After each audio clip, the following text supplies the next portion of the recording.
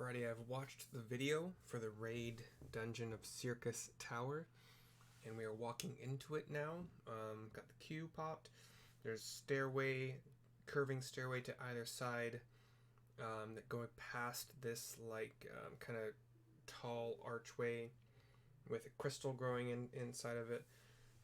Again, this was the room with all those tubes with like the lava, kind of the lava tube kind of flowing bluish, whitish kind of stuff inside the tubes. And I got the boss mechanics for everything, so as soon as everybody's out of the cutscene, which they should all be out because I'm out.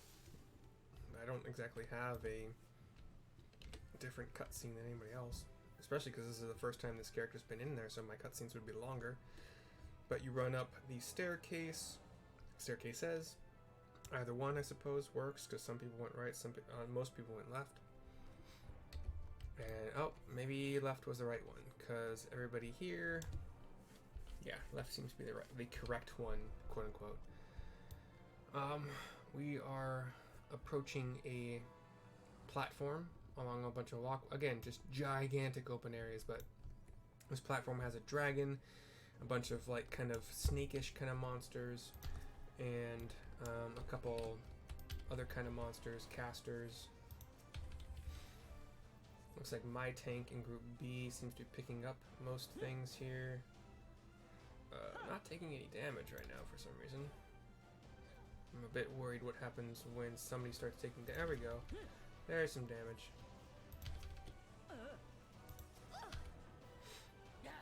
I'm gonna jump in kind of more middle here and get an AoE. Hot and everybody if I can, but the dragon's about dead, so, and everything else was dead a couple seconds ago, so the group will continue running on. Some stairs reveal themselves and we go up them, then we go to the left and we go up these stairs to the left and into another zone, another area. More stairs, and we are past the stairs. We're on another platform. Some small crystals growing out of the platform. Not a lot of them, but blue crystals. More stairs. Now we're on a big circular platform with Scylla, a Hydra kind of monster. It has 5 heads. Sorry, and you would generally want to drag it to the middle. And let's see what happens here. I know the mechanics, but I'll try to explain them as they happen. Some people will get targeted with like lightning orbs, and each person wants to drag those orbs to, yep, they have been targeted. You want to drag those orbs to these kind of lightning colored energy kind of rays that are around the outside of this platform. You want to drag them over there because I think it's gonna like add power to them for a good reason. And then Scylla also will summon these staves of the Elder Ring. They have kind of lightning AoEs around them.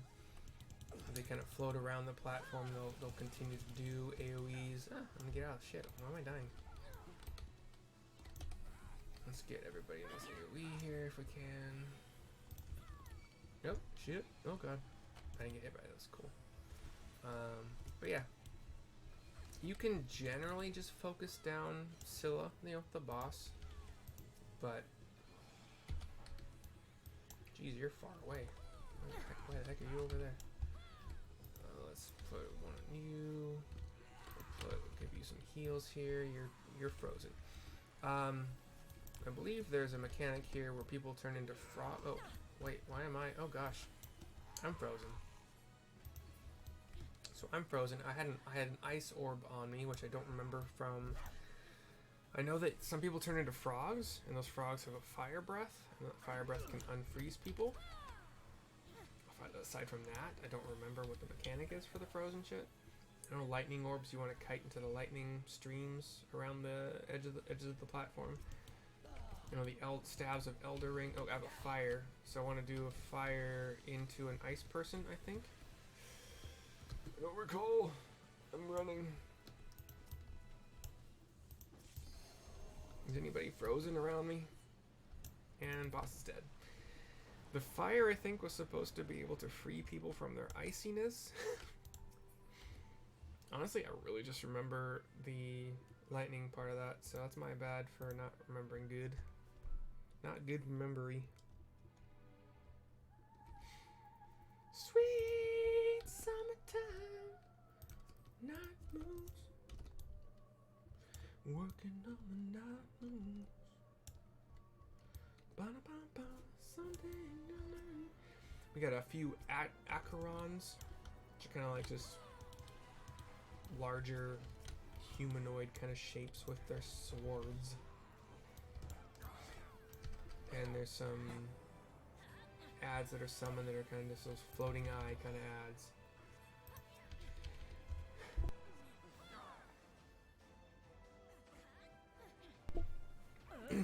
Luckily I was able to mute before those loud sneezes. And then a dragon comes down. As with most bosses in general, but dragons for sure, you want to target their, tank them to where they're facing away from the rest of the group. There's some clones, Doga clones. Remember, Doga is one of those two people that the clones that are helping us. You're gonna die. You're gonna die? I'll kill you before you die. Monk's gonna die. These people that are dying stood in something they shouldn't have.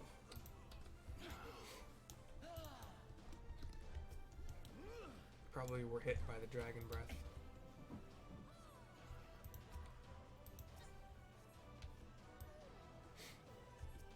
Kill the clone, guys. Kill the clone. Jeez. Gotta kill everything before we move on.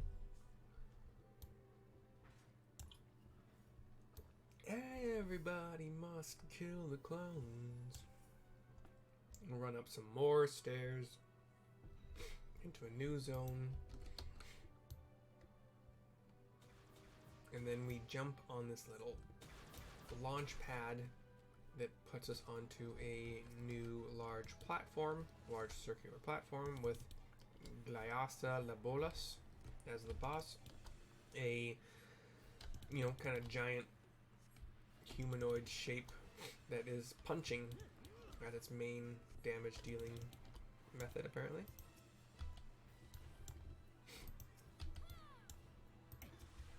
And we'll summon some like AoEs under people here and there. Easy to dodge out of the way, but apparently they don't do a lot of damage anyway, so somewhat up to you whether or not you want to stand them. He's got this weird long cone attack. Very thin cone, but long. There seems to be a mechanic where you can jump to these. There's some surrounding circular platforms. I think, okay, generally in this fight, people ignore the ads now because they require somebody to stand in this circle with them so that other people can damage them. But that mechanic is so annoying that people don't do it. They're just like, nah. But you can usually just DPS the boss hard enough because these ads will heal the boss, but they don't out-heal the DPS from the raid, so. And it's down. As I said. No real worries there. But in the real raid, you would have people designated to stand in the circles so that other people can damage down the ads so they don't heal the boss. In this day and age of Raid Finder, at least for these Crystal Tower raids, it ain't necessary. We'll sprint just to make sure we're not entirely behind, but more staircases of blue crystal, more circular platforms with monsters on them. I doubt we can stun them, but we'll put some AoE stuns out if we can. Yeah, stun resistant, of course. There's a dragon on here that just did a breath attack. Get some AoE heal over times on people. The dragon is a red dragon spewing flame columns as it flies around. And now we can target it and kill it. Finally came down, but he's summoned some ads. Hoaka ads. Just we'll run around until they're picked up by tanks. But I guess if the main tank drags them to the dragon boss, well, mini boss, not even really a mini boss, just dragon monster, just dragon. They can be AoE down with them, and then a pathway will be available to us. We'll run up some stairs, and now we're on some red carpeted stairs, long circular stairs, which we are luckily just like basically teleported via. Now we're on Amon, who was mentioned in the previous cutscene. He kind of looks a little bit like Yojimbo. He's got a white flowing cape behind him of like a bunch of different like rectangular patches, I suppose is a good way on his cape. Large rectangular patches, so there's only roughly 20 of them for the entire cape. He's got a red chapeau hat with a white feather in it, like seemingly like he's a red mage. He summons some oozes that you want to kill before they reach the boss because of their AoE. If they reach the boss before dying, there is a group of raid-wide AoE. He'll summon some Kum ads, which you want to kite. There's going to be some orbs soon, and you want to kite those purple orbs into the ads. Would be the best way to do it because it makes them weaker. They'll do less damage and they'll take more damage. Gosh, there's some explosions that are knockbacks and it's annoying because it makes me not able to heal. Healers in the other groups of this raid. I'm gonna make. Oh, I think this is the one that has the frogs. Oops. But yeah, you want to kite the orbs into the Kum ads. If you don't, I suppose in this day and age, it's probably not that big a deal. I'm just running around putting regen on everybody I can. If they drop it all. The boss is down to 35. I doubt. So okay, now there are some people trapped in ice. I believe this first group of people trapped in ice, we do want the red frogs to break them out with their fire breath, I think. But now a curtain call is being cast by Amon, the boss. You want to stand behind one of these ice blocks, and it should save you from damage. And those that didn't are dead now. So I'm gonna put a res on one, just because I know the boss is about to die, so it's not a big deal.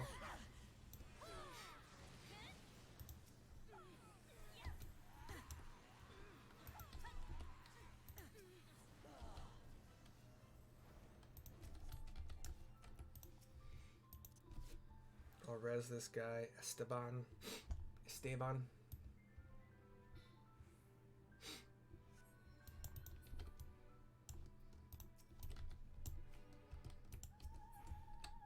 Got some more gear we don't care about here, and a material we don't care about. We got a cutscene here, like that blue crystal throne I talked about with the man sitting on top of it. Large man, you fight valiantly, mortals, but to no avail. He's a very kind of orangish, brownish motif. He's got spiky golden hair, spiky yellow hair. It gets darker at the top. He has a wicked staff. Oh, absolute darkness draws nigh. Soon it will be unleashed, and all shall return to something. God, it's too fast. Like, I'm a good fast reader, but fuck, that's fast. All shall return to something. Darkness, pre-light. I don't freaking know. Watch a video that has it in there. Mine has it in there, so you'll be able to see it if you can read it, but whatever. So this is Zandi. He's the final boss of this particular raid dungeon. He'll have a column attack, which is easy to dodge out of. He'll have some circles. You want one person standing in each of these circles to absorb it. But if the group doesn't know that, then is what it is. He'll have this, one of those kind of group up AoE signifiers. He'll have three of them, sorry. He'll have 3 group up AoE signifiers. You want to group up for them, as you normally would. He will also teleport out of the entire platform and summon these starfall circles or stonefall circles. The one in the middle is the most HP, takes the longest to kill. There's 3 on the outside that we had to kill as well. The next time he does this, there'll be 6 on the outside and 1 in the middle. I believe that's about right. But he's back in the middle now, so there's those group up AoEs, everybody just groups up.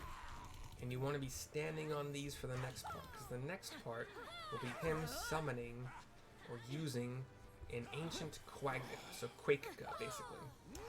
If you're not in these, it means you're not raised above the level. So, like, you know how in other FF games, if you're levitating, you're quake proof? Well, that's what this is about. Anyway. Easy peasy. This fight's insanely easy. Just, hey, are you attacking the ads on the outside? Are you attacking the ad in the middle? As a healer, my job is really just to place damage over times on all these things. And spam stone if I need to.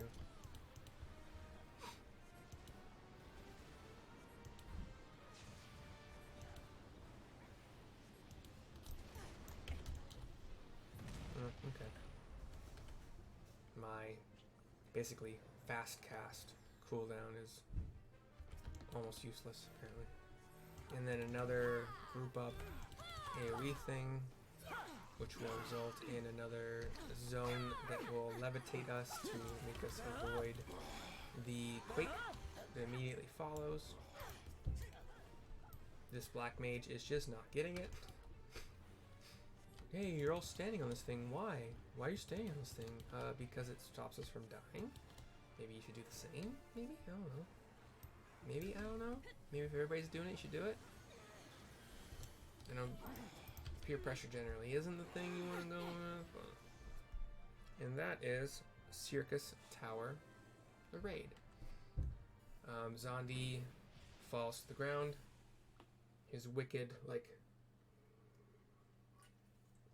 heavy-ended crystal staff disappears with him. Duty complete. Access denied. I have a feeling there's going to be another cutscene, so we'll not end this video prematurely like I did with the last one. Oh my gosh, there's so much I don't want. Oh my god, I love this thing. I'm gonna roll need on the wind up onion knight. Chance I get it, chance I don't. We'll see in a second. Oh yeah, all that shit's gone, okay. I don't know who to give an accommodation or recommendation or whatever. Commendation. Oh, I didn't get the onion knight, sad. Okay, so we will exit. I'm assuming this is going to trigger a cutscene. Could be wrong. Off the nam. But here we are, cutscene. That crystal throne is empty. You're looking up at it. Sid and the red-eyed people have come in with him. Mercy, says Garahatia, running up to you. Oh, I can probably click. You did it! You defeated Emperor Zonde. Empires may rise and fall, but man's indefatigable spirit ever lives on. Truly, you are the champion we hoped for, Mercy Valkyr. With Emperor Zonde now at eternal rest, his dark legacy may be undone. There's like this kind of spherical void of black and purple, like up near the throne. Nero is wearing his red armor, and walks up, and he's got his giant red hammer on his back. He's holding this instrument of some kind, almost spherical, like half spherical. What are you playing at now, Nero? Says Sid, seeing him holding this. In case you haven't noticed, Garland, these are dangerous surrounds. Can a man be faulted for exercising due caution? He puts the device away. At any rate, you needn't mind me. I am perfectly capable of looking after myself. Go on and finish what you came to do. Garland looks a little bit miffed. Sid looks a little bit miffed. There are two ways that we may seal off Syrcus Tower. Either isolate it from the outside world, or cripple its ability to produce energy. The choice of method is yours to make. Before you proceed, however, Doga and I must needs attend to a task.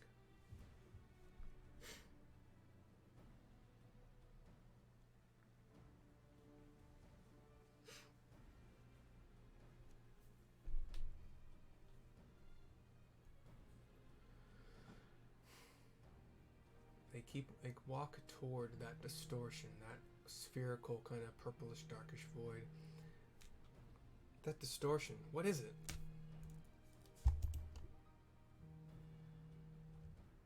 And they keep walking toward it. The power that Zonde sought to obtain comes from the void, the world of darkness, our people called it. And the true nature of that power was none other than the armies of Voidsent. Voidsent feed on Aether, as you may already know, and no plane is richer in it than ours. In exchange for their allegiance, Zonde entered into an unholy covenant. He would open a gate through which the Voidsent could freely enter our world. The covenant, I'm afraid to say, is still in effect. However, being of the Emperor's lineage, Unai and I believe that we can annul it. By his blood, Zonde sealed this dark pact. By our blood, it shall be undone. It is time. She nods, or she lowers her eyes. Yes, Doga, finally we may fulfill our purpose. Nero in the background is walking around with his device in his palm. Both the clones reach out hands again with a blue light emanating from them, like light blue. And the dark, like spherical... Oh, there's so... Nero's device goes off and he says, ha ha ha ha ha ha. He looks mad. Oh, be still, my beating heart. For a moment I feared that this outing would end in disappointment, but my readings were not mistaken. Not even the Ultima weapon compares to this. What are you going on about? Says Sid. And then Doga and Unai, or Dom, whatever his name is, had broken their channeling of their energy toward this void. The covenant is everlasting. I think that voice is coming from this void. And now you kind of see an Eye of Sauron kind of thing, but it's purple and black. And you have these red-eyed, dark, pale, like dark-skinned, as it like dark clones that are summoned, and they're surrounding us. And you go down, head clutching your head. Everything goes blurry. The screen flashes white and then black to a cutscene. And you're seeing the past, it would seem, where Xandi is on his throne, and so Mercadia is brought into the fold. Soon all the world shall be united under Allegan rule. And yet, with every dream that becomes reality, the memory of death grows ever more vivid, an endless void bereft of light and warmth. Though I may have defeated death, it did not leave me unscathed. Nay, its ravening claws have scarred my soul for eternity. Never shall I know peace. Those, like, creepy, dark-skinned, but light-haired, red-eyed clone things are looking up at him. Beings without will, you cannot fathom my rage, my melancholy, my fear. He stands from his throne. What worth is wealth and power when all must inevitably be consigned to nothingness? If man has nothing, he need not know the pain of loss. So let there be nothing. Harvest more power, that the gate may be thrown full open. Let the cloud of darkness come and engulf the world, devouring all life, hopes, and dreams. Let all be returned to nothingness.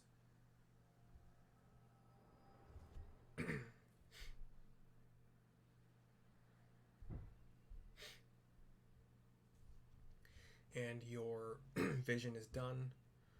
The dark clones are being killed by Garaha? I can't remember his name.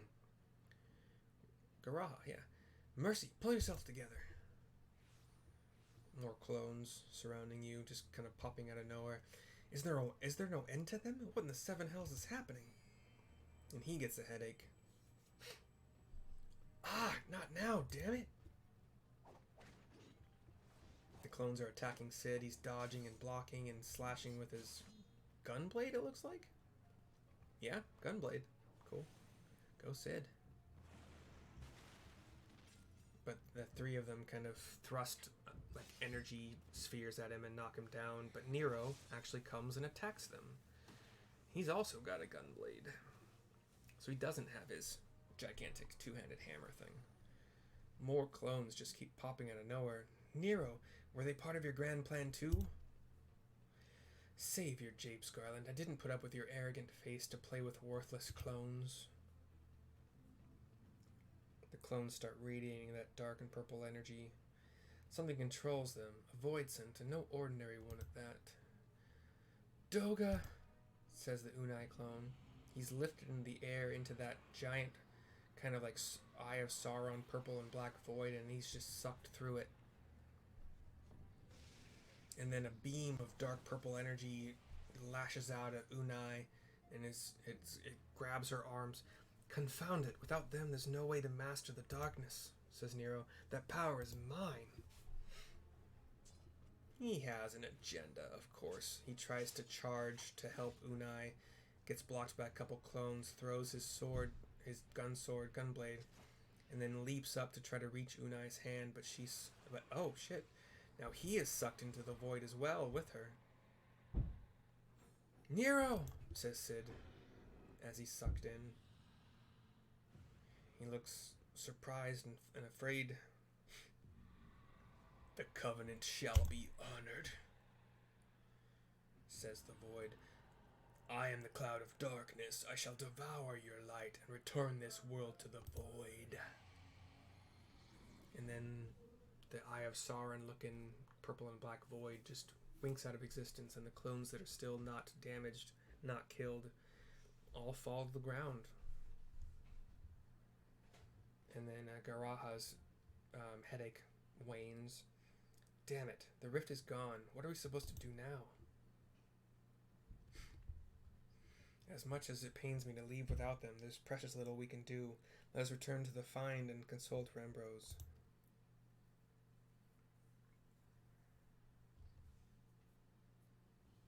We take one last look toward the blue crystal throne, and the cutscene fades. And we shall run on our mount, sadly. I mean, we could probably just teleport out to, what's it called? Revenant's Toll, but then I'd have to fly from there. It's 6 of one, half a dozen of. It is probably faster to do that. Especially because I can do it for free with my return. But, Leave the 8 sentinels? Yes, I will. We're back outside. We can fly again. Don't fall away. Leave me to myself. Don't fall away. Leave love bleeding. Alright, Rambrose, what's up? Cutscene again. Fade to black.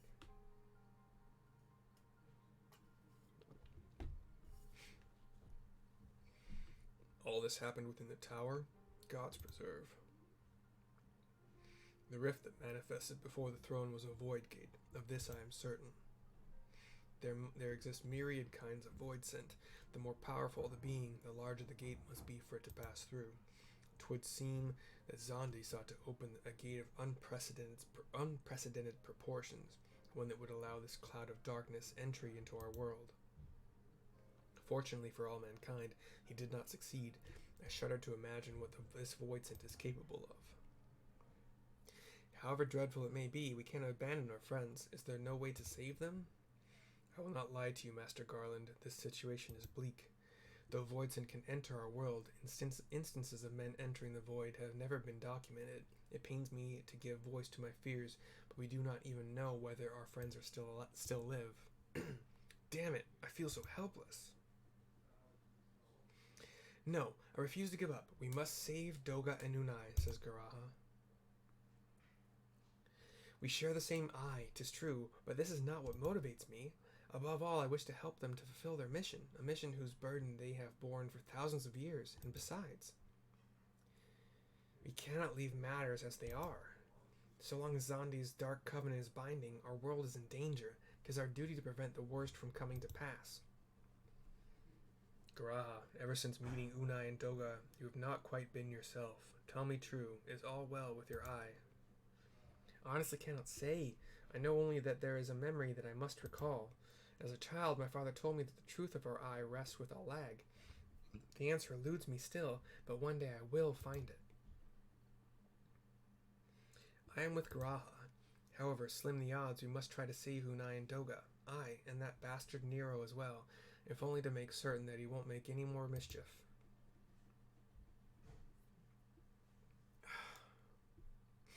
You have the right of it, though we have known them but briefly. Doga and Unai are our comrades. We cannot fail them. I shall consult experts in literature both. I swear to leave no stone unturned. Sid gives a pump, thumbs up, or hand, or fist up. Yet know that it may be a while before we are ready to act. I would ask that you all be patient. When dealing with the void, one cannot be cautious enough. Everybody gives their nods. My thanks again for your assistance. Pray rest now while you can, for when the time comes to go after our friends, you must be no less than full strength. We'll save them yet, Mercy. Mark my words. And Syrcus Tower is complete.